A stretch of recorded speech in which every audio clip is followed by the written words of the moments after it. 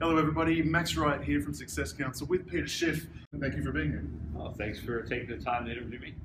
So you gave an excellent speech yesterday, and you talked about some of the problems that the US is having. Why don't you just start by highlighting a few of those and ask some follow-up questions from there? Well, I mainly was talking about the misconception. A lot of people believe that the Fed's actions actually solved our problems, that the US economy is now in good shape, we have a real recovery, that it's going to be ongoing, and that it no longer needs the support of the Fed, so the Fed can raise interest rates and normalize monetary policy, and everything is great, right? We dodged a bullet, we had this huge financial crisis, but thanks to the prudent monetary policy of the Fed, everything is great. And that's the narrative, and it's completely wrong, because all of the problems that led to the financial crisis were created by the Fed.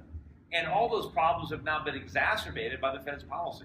So my belief is that we're now on the doorstep of an even greater financial crisis than the one we had in '08. And if the Fed actually tried to raise interest rates, we would find out, because they would prick the bubble that they just inflated. And that's what we really have in America. We don't have a recovery, we have a gigantic bubble. And if the Fed actually tried to normalize rates, they would prick that bubble and the whole thing would implode, which is why they've been talking about raising rates for 7 years, but they're still at zero. And I think the air, though, is already coming out of the bubble just because they're no longer doing QE. And I think they're going to have to come back with QE4 to prevent this bubble from deflating. Now, of course, the bubble needs to deflate because we can't have a real economy until we allow this phony economy to collapse.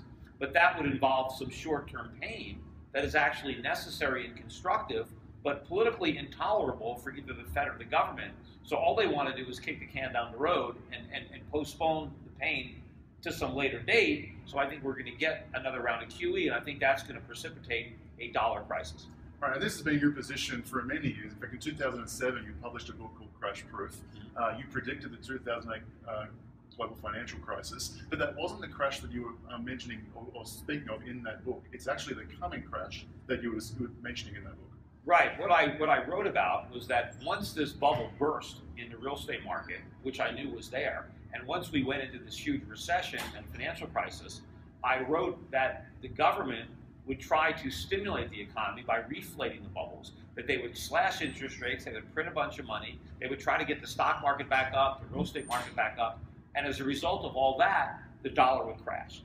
And that was the collapse that my book was focused on. What I didn't understand when I wrote the book back in 2005 and 2006, I didn't understand there would be such a lag between the bursting of that bubble and the Great Recession and the ultimate collapse of the dollar.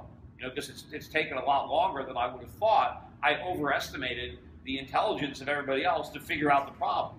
But I think we are close to the final end game now, which is why it's so important for people to follow the investment prescription of that book.